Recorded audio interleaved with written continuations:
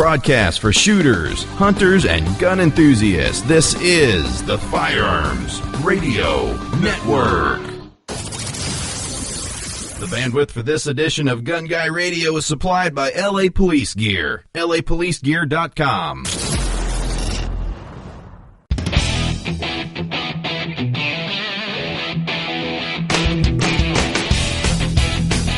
Welcome to episode 119 of Gun Guy Radio. This is a podcast that shines a positive light on the firearms lifestyle. I'm your host, Jake Challand, and this is your weekly dose of positive firearms talk without the politics. Well, just a few announcements before we get going this week. Thank you so much for tuning in, and we're looking for some gun and gear reviewers, some bloggers, and editors for the Firearms Insider website that the Firearms Radio Network runs. Firearmsinsider.tv is kind of our gun and gear review slash community blog. Basically, it's our community site for the network where you can get involved, you can submit your own reviews, you can submit your own blog posts, and be part of the firearms community. So shoot me an email, jake@firearmsradio.tv, if that is something you might be interested in. And we're also still looking for some Guns of Hollywood podcast help. Looks like Sam, who frequently contributes over at the Firearms Insider Gun and Gear Review podcast, is going to be co-hosting quite a bit. But we're still looking for some more people to help out with that show, maybe co-host one or two episodes about your favorite gun movie. So shoot me an email, jake@firearmsradio.tv. And don't forget, you can now contribute to the Firearms Radio Network by shopping Amazon. That's right. Just click any of the Amazon affiliate banners on the websites before your next shopping trip, and it helps out the show a ton.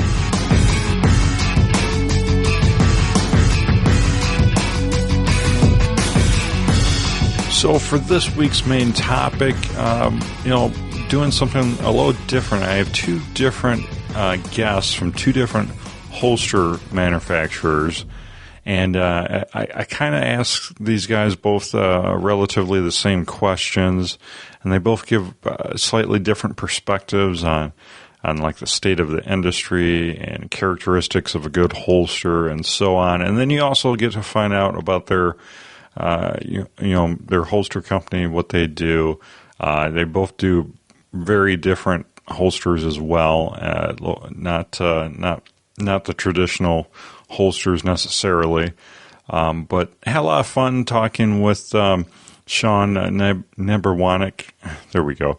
I think that's it, Sean. And he's from Sentry Gunleather, and then Tyler Ely from Stealthgear USA. And had a blast talking to these guys. These are both phone interviews, so no video for these. Really, really good insight, I think they both gave on slightly different perspectives on the holster industry. So let's get right into the first interview here, with Sean from Sentry Gunleather. We have Sean Neberwanek here from Sentry Gunleather of Tampa Bay. Hey, Sean. Hello, sir. How are you? Doing great. Glad you could take some time, come on the show, and talk a little bit about holsters and maybe a little bit about the whole leather versus Kydex debate and some things like that. So, but first, why don't you tell us a little bit about yourself? When did you first get into firearms? Did you grow up around guns? I did. Like any red-blooded American child, I stayed with a BB gun for the better part of my childhood, and then naturally transitioned into real firearms. Got into like a junior rifle club when I was probably 12, 13. I definitely piqued my interest, and I got into holster making actually accidentally. I actually started making dog collars.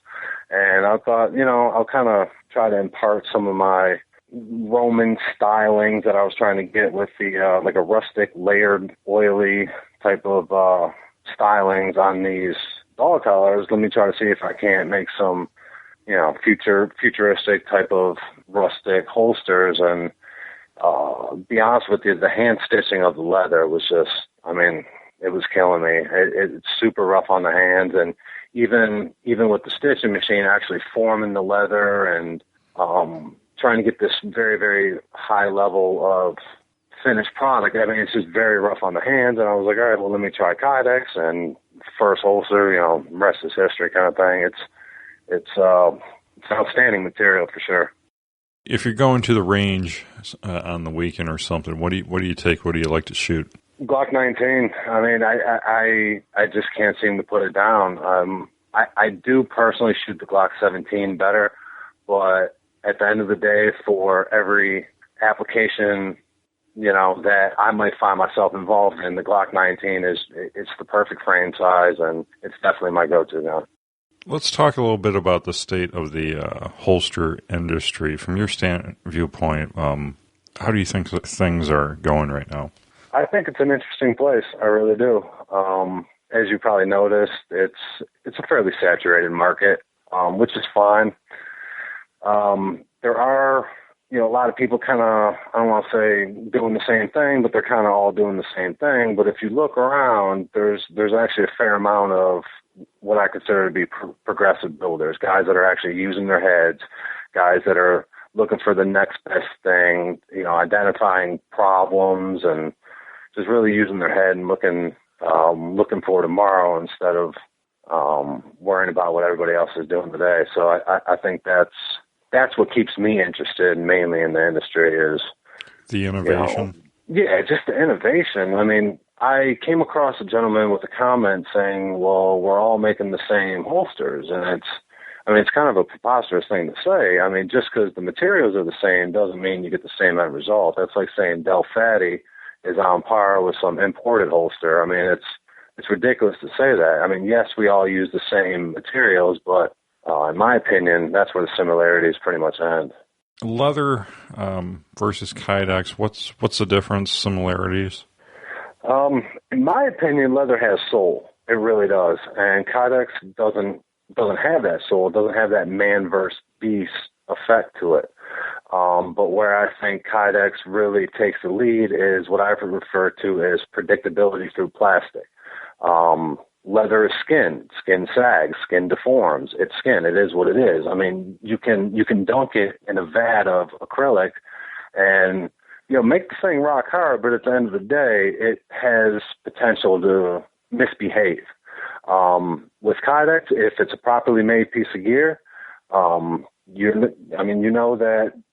it's just going to keep having that predictability, and you don't have to be like, all right, well, is my retention where it needs to be, and stuff like that. And Kydex is also largely impervious to the elements, has a certain amount of chemical resistance.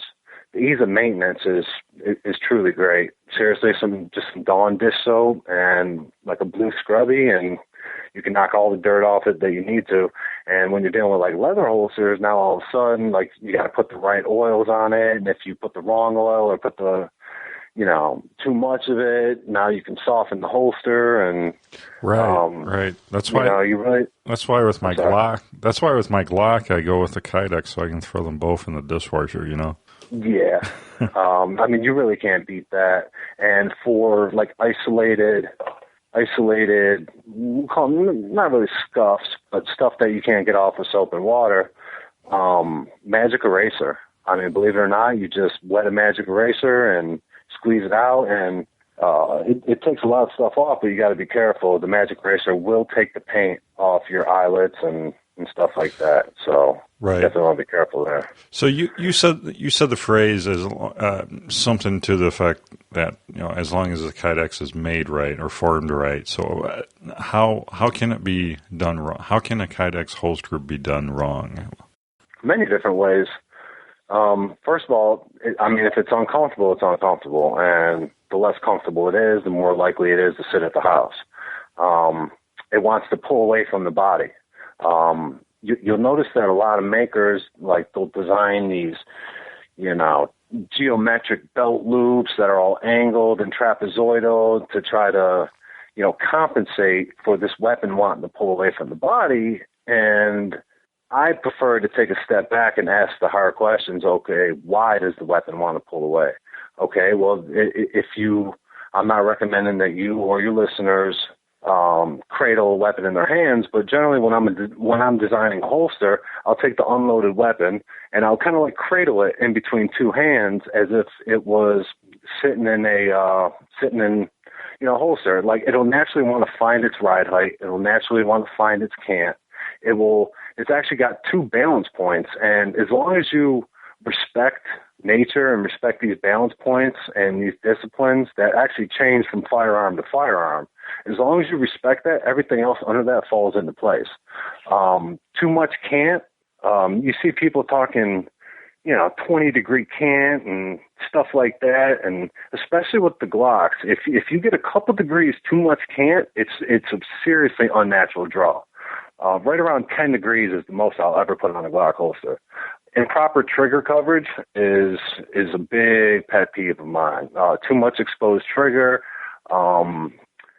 improperly formed retention nipples. I mean, obviously your trigger is where something goes wrong if something was to go wrong. So you want to try to discourage Garmin interference. You want to try to, just discourage things. And I've noticed on holsters that, there'd be way too much trigger, exposed trigger area. And I definitely try to limit that. And obviously inadequate retention. I mean, you need to know that your holster is going to hang on to your weapon, Right. And looking at some of the pictures on your SentryGunleather.com website, it looks like your Kydex is form fitted to your every crevice of the firearm, whereas some other makers, I don't notice that so much. It doesn't seem like it's as molded, to the firearm. Like even your magazine holders are very formed to the contours of the magazine and even the feed lips. Well, that's actually a double-edged sword. I'm kind of glad you brought that up. Obviously, the more form-fitted it is, the cooler it looks, because it's kind of like you can see through the holster, you can see the weapon through the holster. And 9 times out of 10, the thinner Kydex you use, the more definition is going to show through. Obviously, formation techniques will affect that, and this, that, and the other thing. But for the most part, that will reign true. But the more definition that you have, now the more weapon contact you have with potential snag points. Like your snag points are going to be like your control levers, your slide release, decocker if applicable, and stuff like that. So those real hard snag points, you want to try to channel them out, but you definitely want to be mindful of that, because yes, it'll snag, but it also creates unnecessary wear, and every gun guy loves their guns. So the less holster wear I can put on your weapon, the happier you'll be. So I really try to not lose sight of that. So do you use a little bit thinner Kydex then to get that, what you call definition?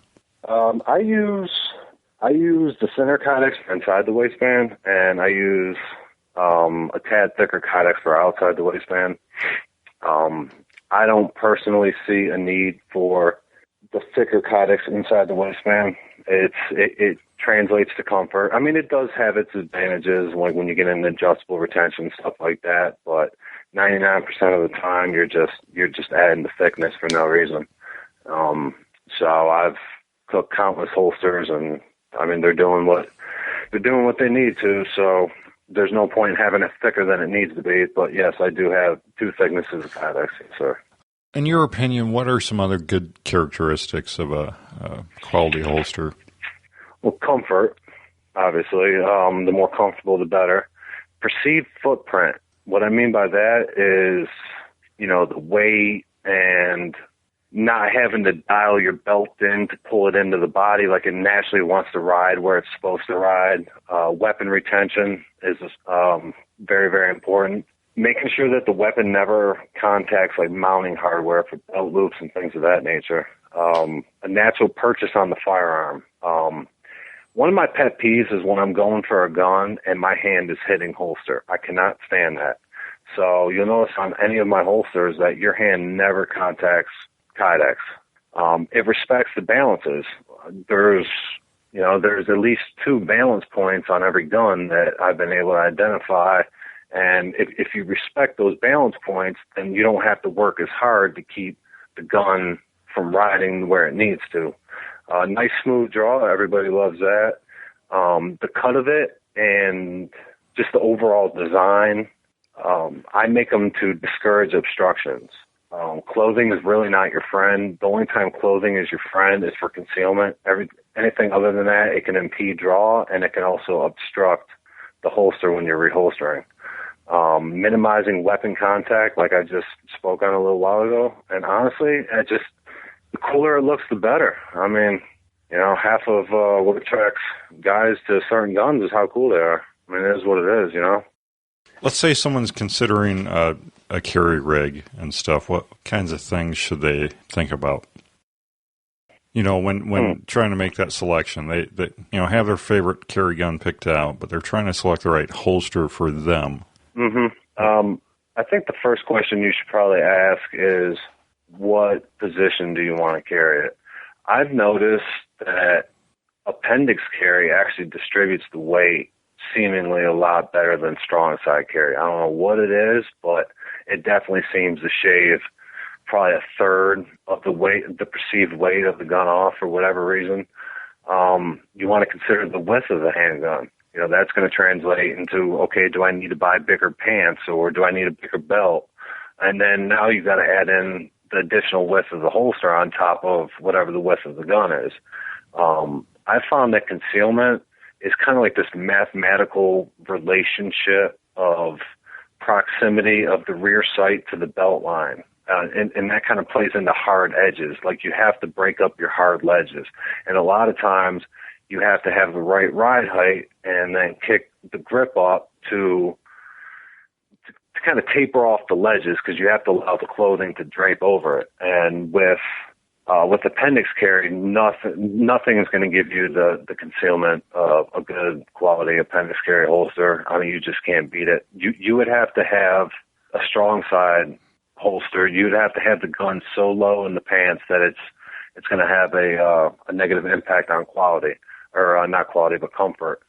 I definitely recommend if people are serious about concealment that they look into appendix carry orientations for sure. What about a belt? What do you tell them as far as a belt goes? Belt? I tell them the first time I tried an instructor style belt, I personally run a 511. Instructor belts, a 2-ply. It's not reinforced, but it's their 2-ply one, not the 1-ply that I say that they had. I think it was them that had it, but 2-ply. First time I put that on, I was like, "Done." I'm not sure I'll ever go back to a leather belt outside of dressy applications. But these little instructor belts, they can be had for $40 all day long, and it definitely makes a difference in going back to perceived footprint. The better the belt, it's stiffer, and a good belt is definitely worth your time for sure. Let's talk a little bit about your company, Sentry Gunleather. What do you specialize in? Master the natural biomechanics of gear. I feel like a lot of makers force a weapon's behavior, and they do it with these special clips and like the belt loops I talked about. I personally just grab the gun, stuff it in my waistband, and build out from there. Or I'll stuff the magazine in the waistband and build out from there.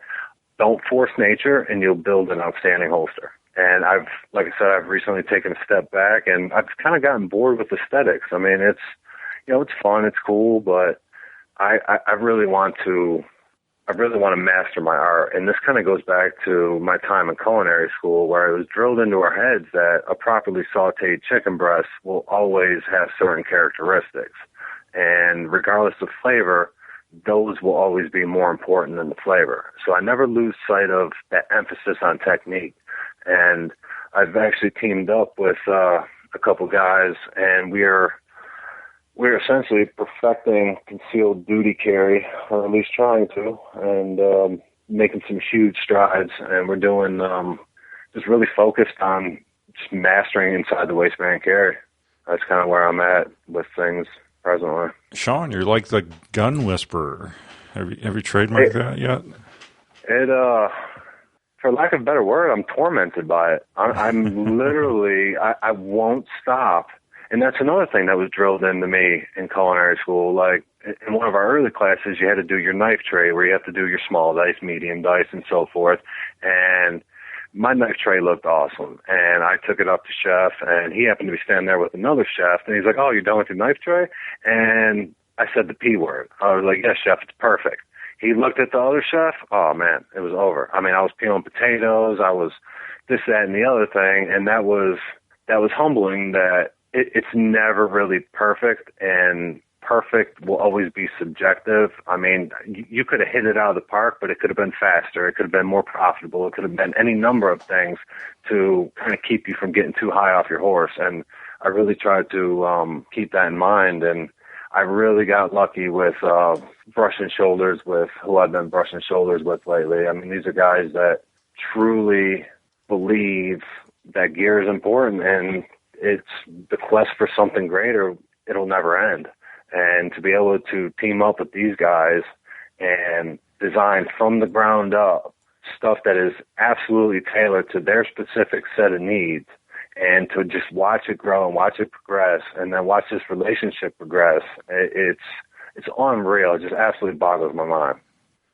What do you mainly ship out? Like, what outside the waistband, inside the waistband? What kind of rigs do you sell the most of?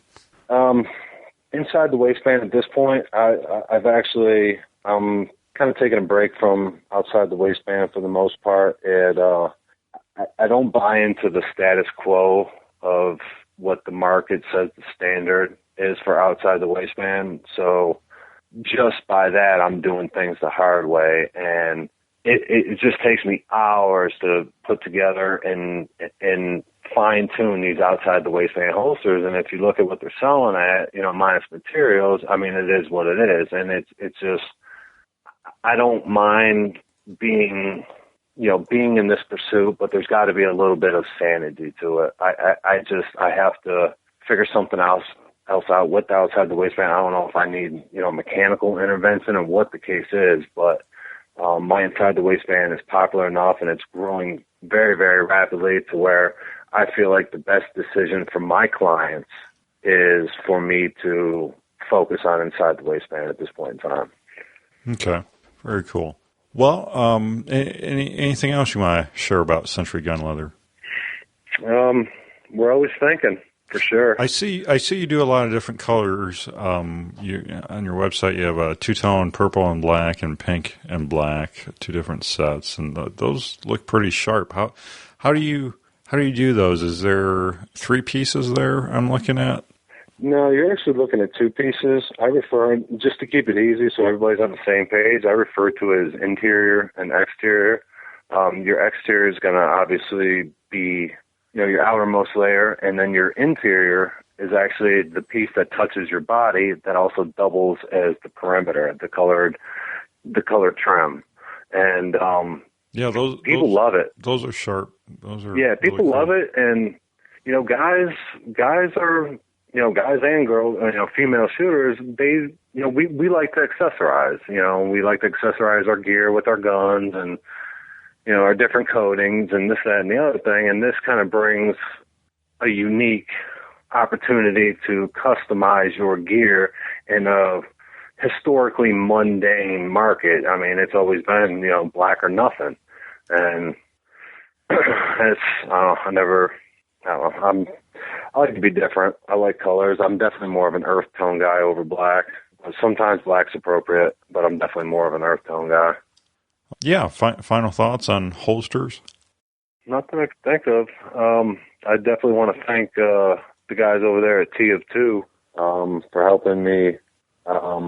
helping me be better today, or us be better today than we were yesterday. And we're definitely heading in the right direction with mastering this stuff for sure. And I could not be more honored to be on your show, and I definitely appreciate your time. And I hope that your listeners found it, informative, because, a lot of guys aren't quite sure what to look for in a holster. And, if nothing else, if you guys got questions, you can you can definitely shoot me an email. And yeah, what's your email, Sean? info@sentrygunleather.com. Okay. Or I'm pretty active on Facebook and Instagram as well. All right. What's your Facebook? Facebook / what? Yep, Sentry Gunleather. Okay. And then Instagram, you just go and search Sentry Gunleather and you'll find me. Okay, very cool. And sentrygunleather.com. And Right. I'll have it linked in the show notes. I encourage anyone to go over there and check out your two-tone holsters and all your offerings. Pretty cool stuff. Yeah, really appreciate your time, Sean. Thank you so much. Thank you. I appreciate it.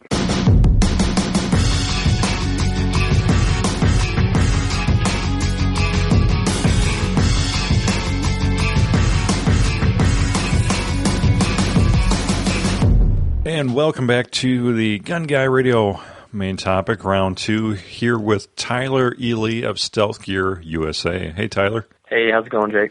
Oh, it's going great. Glad you could come on the program. So you're out of, almost said Provo, Utah, but it's not Provo. It's American Fork? It's American Fork. Right now our shop's in Lehigh, but we're getting ready to move to a bigger facility in American Fork here real soon. So born and raised in Utah or not? No, I'm from Oregon, actually, and I moved here a couple of years ago, and, I guess now it's been about 10 years. Got married, and so kind of building some roots here. Yeah, Utah is probably on one of my, because I'm in, I don't know if you know, I'm in Illinois. It's when or if I make an exodus from Illinois, Utah is towards the top of my list. Definitely a beautiful place. Yeah, absolutely. Flew in and out of there one time, but that's all I've been there. So, let's get to know you a little bit. How did you get into firearms? Did you grow up in a gun household? Yeah, we grew up hunting mostly waterfowl, ducks, and geese, and we always had guns around. We went shooting a lot, and so it's always been an interest of mine. And so when my partner came up with this holster, it was pretty exciting, and we were able to have plenty of experience to input into the industry of holsters. So Tyler, let's say we're going to the range today, you and me. What would you take? What do you like to shoot? I like to shoot my M&P Shield. That's my main carry gun. I also have a few 22s, and I'm building an AR. So today, mostly I'd bring my M&P to get plenty of practice with that. Okay, very cool. What was your carry gun before the Shield? The Shield has been my first carry gun. I've had it for a few years now. Before that, I had a High Point that was mostly an under-the-mattress gun, but the Shield's been my first carry gun, and I've really been liking it. Very cool. Let's talk a little bit about holsters. What's the current state of the holster industry as far as you see it? Really, I think the holster industry is soon going to catch up with us. We came out with our holster to fill a void. Everything that is out there really in the hybrid industry is leather and kydex. And so with our holsters, we've used synthetic materials to take the place of leather, which gets hot and sweaty. And I really, really feel like a lot of the holster industry is behind right now, which is why we came along and did what we did. Very cool. And what did you do? Well, my partner, Paul, he started building holsters for himself after his holster, made by one of our competitors, failed and his gun fell out in a public retail place. And so he started building his own, and at first they were pretty ugly and pretty crude, but as he went along and discovered new materials and redesigned it over and over again, they started looking really nice. And so I came along, and I was one of the people that he was showing them to as he was redesigning them over and over again. And I told him I needed to start a business, and he invited me to help out with the business end of things, and so Stealthgear USA was born. Very cool. And I guess that's my next question. Let's get into the materials. So you mentioned leather. So let's talk a little bit about leather, kydex, and then the material Stealthgear is made out of. All right. Well, leather has been used since the beginning of holsters, I think. And it's a great material. It's strong. It's durable. It conforms to your body pretty well. The problem with leather is that it gets sweaty, it gets nasty, and it could be more comfortable. And so the hybrid holster is a leather with a kydex part for the gun to slip into so that when you pull your gun out, the leather pouch doesn't close. The kydex keeps it open. So what we've done is we've replaced the leather with synthetic materials, and we've made it breathable and padded. So instead of having a leather platform that the kydex sits on, our synthetic platform is much more comfortable and will allow your body to breathe, and you'll stay a lot cooler in the summer. Very cool. And what's the technical name of your material? We call it the vent core platform, and it's about 6 layers of material put together, ventilated, which makes up our vent core platform. Okay. I guess for those that, haven't seen a picture of this, how would you best describe what kind of material would you say, and people would instantly recognize what this might look like? Okay. Yeah, in the middle there's a piece of flexible thermoplastic, which is another big word, I understand, but glued to that are 2 layers of foam for padding, and then on the outside of the whole thing is 2 layers of mesh. So if you look at it, it looks like a multi-layered mesh piece that's flexible but rigid enough to hold your gun on there nice and tight. Okay, very cool. So, let's talk about some of the characteristics of a good holster and maybe some of the bad characteristics you've seen out there. Okay. Well, good characteristics, we really like the 2-clip design, which most hybrid holsters are. And the reason for that is because it spreads the weight of the gun across a larger portion of your back instead of having 1 clip. We also like the hybrid design because with kydex, like I mentioned, when you draw your pistol, your holster doesn't close, which is annoying because then you have to pull your holster out and put your gun back in it before you are able to put the holster back in your pants. A couple of bad qualities of some holsters out there is that a lot of holsters leave the trigger guard somewhat open, allowing a potential of things to get in there and pull the trigger unintentionally. With ours, the trigger guard is completely exposed because each of our holsters is totally custom to the specific gun model, and we're able to keep that trigger guard completely closed and a lot more safe. Very cool. So let's talk a little bit about concealment considerations. When you're looking, let's say you already have your gun picked out, but you're looking for a rig to put it in. What are some things to consider? Where you want to carry it, definitely. If you want to carry it appendix carry, which is in the front of your body, there's certain holsters for that.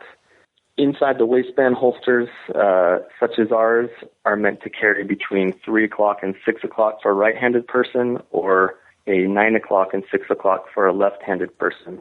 Outside the waistband holsters are definitely plentiful on the market, and you wear those obviously outside the waistband, and they're meant to be either be exposed or covered with a bigger coat or a shirt. And what about a belt? What do you tell people or recommend as far as belts go? It's definitely a good idea to get a sturdy belt. We are also going to come out with a belt that a lot of companies make a really nice holster belt that's a little bit more rigid and sturdy than your average dress belt. Right. I think that's something some people don't realize when they start carrying is that, your Docker's belt or, whatever brand belt you buy from the department store may not always be the best choice. Exactly. And if your holster's a little bit uncomfortable, if it's sagging a little bit, if it's not sitting quite how you like it, there's a really good chance that a belt that's made to carry a holster will fix a lot of your issues. Yeah, for sure. So, let's talk a little bit about Stealthgear. So you guys are unique in that you make holsters. Instead, like you said, instead of leather, it's this material. Has anyone else on the market came out with anything like this yet? There are other synthetic holsters, but I believe that we're the first inside the waistband hybrid holster that uses a synthetic platform. I don't think there are any others that do it quite like we do, or else we would have bought them ourselves and we would be carrying those. And so far we're the only ones. We do have a patent pending on our design, so I'm sure somebody else will do something similar because it really is the next step in, I think, holster evolution. But so far we're the only ones. Yeah. So one of the things on your website, you have a picture of one, and it says combat ready. So why are these holsters combat ready? What makes them that way? Each of the platforms, again, is designed specific to the gun to cover up the trigger guard, but leave just enough space so that when you reach back and you draw, you can draw the pistol in your combat grip. You don't need to readjust your grip to fire the gun. So they're combat ready because when your gun is in your holster, it's ready to draw and fire, and you're not going to have to reach around a large leather platform or draw in an awkward position and reposition before you fire. So for the most part, you only offer the inside the waistband 2-clip style? Right now, yes, but we are working hard right now on a few other designs. The ones that will be coming out the soonest are the appendix carry, which as well will be an inside the waistband ventilated holster. It will likely just have 1 clip, and we're also working on magazine carriers, which will also be inside the waistband and ventilated with a similar platform to the Onyx, which is the one that we currently offer. Very cool. Yeah, good looking stuff. Good looking gear for sure, and it looks like you offer them for a pretty wide variety of firearms. Yeah, we're trying to offer them for as many as we can, and we're constantly adding to our inventory and are currently working on especially adding to many of the different lasers that you're able to attach to your weapon, because we're always getting requests for really everything. So we're constantly trying to improve our selection. Right. Well, my director of marketing here at the Firearms Radio Network, Hank, or not marketing, sales, Hank Hockey, he reviewed this over on our gun and gear review site, firearmsinsider.tv, and he's also an Illinois resident, and this was his first, or no, I guess it was his second, might have been his second rig. But this is by far, I think, his favorite from what I've been hearing. He gave it, looking at the review right now, he gave it a score out of 9 out of 10. So that's one of the higher scores we've given anything over there. Yeah, I read that review. It was a great review. And to be honest, everybody who we've sent a holster to has given it a really positive review. There's countless out there that you're able to look up, but yeah, Hank's was definitely among the many that were positive reviews, and I don't think we've had a negative one yet. Darn it! It sure went the other way. I know it. No. Well, we don't give everything a positive review over there. That's for sure. We actually have a holster review coming out in the next couple of weeks. That it's going to be I think it's going to be the lowest review that we've given anything over there. I think it's like a 2 out of 10. Oh, wow. Well, what else, anything else you want to share about Stealthgear or anything else you want to plug before I let you go? Well, I appreciate your time. Yeah, we're a pretty new company. We've only been around a year and a half or so. Our holsters see nothing but good reviews from pretty much everybody that's tried it. And if you're out there and you're wondering what kind of holster you need that's going to take the place of your drawer full of first tries and second tries and third tries, give the Stealthgear a try, and I'm pretty sure you'll be impressed. Okay, well, very cool. I'll have links in the show notes for your website and Facebook. What else do you guys do? Yeah, we've got a Facebook page, we've got our website, and I think that's about it for now. Okay, very cool. Do you want to give an email or anything, or they can contact you through stealthgearusa.com? Yep, hop on the website, and there's a contact us form that you can fill out, and we'll definitely get right back with you. Well, thanks, Tyler, so much. Really appreciate it, and thank you so much. No problem. Thanks for your time.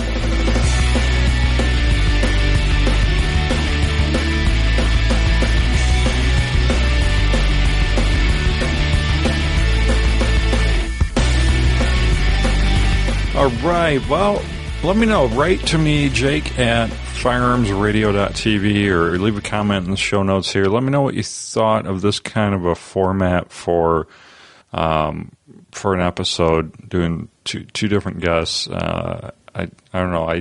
Something I never really tried before, but let me know. So I'd like to thank LA Police Gear for sponsoring this episode of Gun Guy Radio. LA Police Gear has just tons and tons of great brands on their website. They carry probably hundreds of different brands, but they carry some high-end stuff too, and they even carry these things called I think it's called FLIR, F-L-I-R. They're basically handheld thermal imagers. They call them thermal handheld cameras. I should preference this with they're not cheap. They start off at $2,000, but man, they're pretty cool. You can get thermal nighttime vision with it. You can see stuff that you just can't see with the naked eye. There's a little video here on the product page that gives some examples of the different things you can see in the dark using these thermal handheld cameras. But I could really see these having some hunting applications, and maybe this would be like a budget search and rescue item, because a lot of the thermal imagers I think are way more than this. So this may be good for a small town search and rescue team, something that they can use to locate people when there's very little or no daylight. But pretty cool stuff. FLIR, I think I'm saying that right. Started about $2,000 handheld thermal cameras. You should check them out over at LA Police Gear. I have a link in the show notes for you to check out. And don't forget 365-day return policy at LA Police Gear and free shipping on all orders over $89. That's right. So pretty impressive gear at LA Police Gear, and don't forget they also carry not just $2,000 thermal imagers, but also they have countdown deals every day where they have certain items that you have so much time to make a purchase, but like they'll knock stuff like 58% off, 36% off. I'm just kind of looking at the page now, but just lots of great deals. And then they have great closeout deals on Black Hawk gear, and then they carry tons of great brands like 511, Streamlight, all the major brands. So lapolicegear.com or gunguyradio.com/LAPG. And also like to thank Duluth Trading Company for sponsoring this episode. And if you're in the IDPA world, you might want to check out some of their vests. They have a men's lightweight working man's utility vest. And this is a perfect vest for IDPA, where you need a lightweight concealment garden. And I like this vest. I have this vest, and I am not a vest guy at all, but this is actually one that I would consider wearing. So it's a good looking vest. It comes in 6 different sizes. I think I have a large, or it could be an extra large, I can't remember. But it has a mesh back to it too to keep you cool. Highly breathable material. So this is a great vest for shooting those hot summer IDPA matches, or if you're just working around the house or farm, this would be a great vest, because it has lots of really useful pockets on the front as well. So I like it to work around my grandpa's farm. It's very, very handy, and it's built with quality. Duluth, you can't beat their quality. Duluth Noble guarantee. If you're not 100% satisfied with any items, just return it for exchange or refund of the purchase price. Simple, unconditional, no nonsense, no bull. So I have a direct link in the show notes for the men's lightweight working man's utility vest.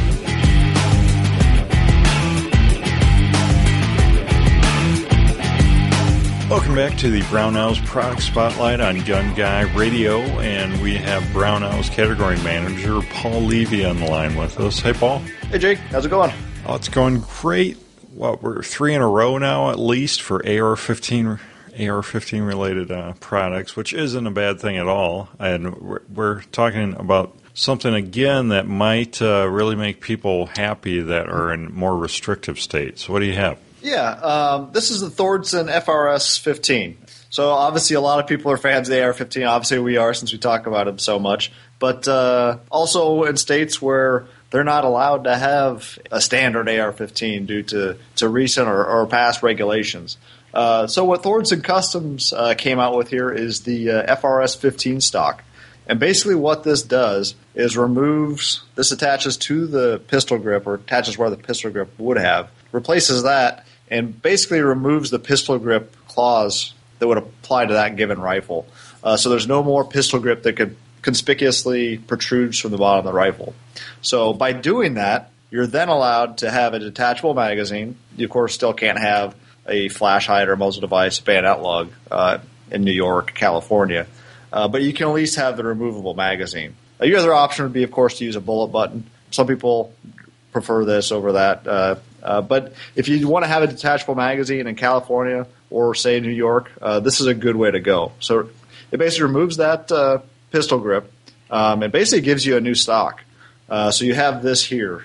So attaching just the pistol grip here, you have your entire stock. Has QD sockets on either side, and then a sling swivel on the bottom, and then a very nice recoil pad. And then covering your previously used buffer tube would be this cover. Just goes right on top. Your end configuration would sit somewhat like this. So you'd still rest your cheek on the buffer tube with this covering it, but really gives you a complete package. So you have a stock, you have your tapered grip, and then you actually have 4 QD sockets because this has 2 on each side as well. So you really, it's very versatile for slings. So how does that actually, does it kind of pressure clamp over the buffer tube? Is that how it actually stays on? Yeah. So this will slide over the end. It has a closed end on the rear portion, and then it'll slide over, and then it comes with screws, which attach. There's spacers and then screws that hold it in place there.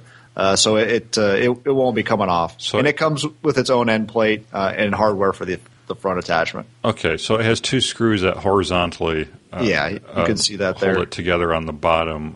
It kind of works like some rails also. Yeah. So that way. Normally on a carbine buffer tube, you have the protrusion, which has the notches for your positions. That slides in through here, and then the screws attach in front of that so that it can't be pulled off through the rear. Okay, I see. And also, this is good to go in California. New York has not commented on it either way. They haven't said it's good to go. Reading the law, it appears to be the case. Right. So, as with any regulations in states like that, use your own discretion when attaching it to your rifle. Make sure you fully understand the law prior to making any modifications or building your rifle. Now, right now, are they just offering one length of pull for this? I believe so. We'll be carrying this version here and then a basic kit, which doesn't have the QD sockets. So you can save a little bit if you're not going to use the QD attachments. Sure. This version here is a QD, which I prefer because I can use the same sling for multiple rifles, take it off quick and easy. And there's so many attachment points on here, it's hard to turn down. So for right now, we'll have the black and then the basic kit with QD, without QD. Very cool. That's going to make some people happy. They'll be able to have detachable magazines again. I can't imagine. Yeah, definitely. Cool. I have direct links for this and below the video here if you're watching on YouTube, or in the show notes of this episode of Gun Guy Radio, so you can link directly there and check these out. But very cool. I love how companies innovate, even though restrictions are put in place. We can still go out there and have fun. Yeah, they do their best in those states, and we'll try and help them out too. Absolutely. Well, thank you so much, Paul. Can't wait to see what you have in store next week. All right, talk to you then.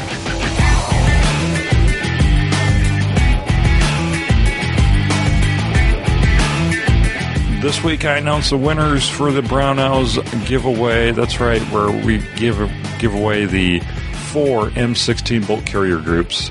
We have 4 winners: Derek Peckler, John Mayhem, William Armstrong, and Tom Reed. I've heard back from 3 of these guys. I still need to hear back from one of them. So shoot me an email if you just heard your name read, or check your email that you subscribe to our Gun Guy Radio newsletter. That's how you get entered for these giveaways. Go to gunguyradio.com/winner to subscribe, or fill out the little handy dandy sidebar email address sign up thingy, and you'll be entered for any time we're drawing a name from the newsletter to give away these awesome items from Brownells.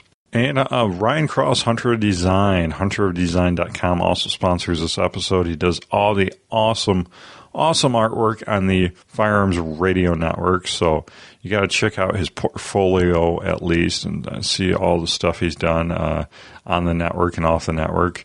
So if you need website design or graphics artwork or letterhead or anything like that, just shoot Ryan an email through his contact form at hunterofdesign.com. Well, and that about wraps it up this week. Thank you so much for tuning in.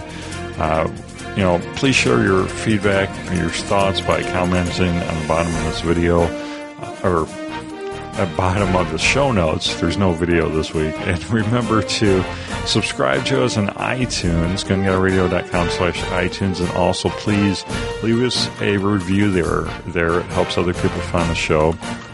Join the NRA and the Second Amendment Foundation. I am a member of both of those organizations who fight for our rights, our freedom, and they do things legally and legislatively that us as individuals just can't accomplish, but as a group we can accomplish great things. So don't forget to shop Brownells using our affiliate link, gunguyradio.com/satisfaction, and also shop Amazon using our affiliate link by clicking any of those handy dandy Amazon banners on our website. So don't forget to check out all the other awesome shows on the Firearms Radio Network. You can subscribe to the master feed at firearmsradio.tv/iTunes, and check out other awesome shows like the AR-15 podcast. Well, that's a wrap. Thank you so much for tuning in this week, and I'll see you next week.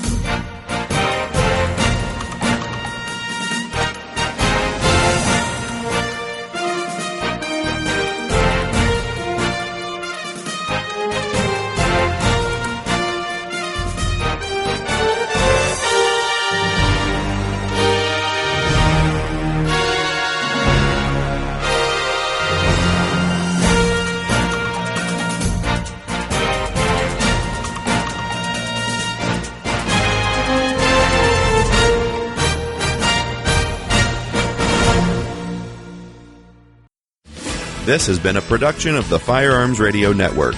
You can find more information at firearmsradio.tv.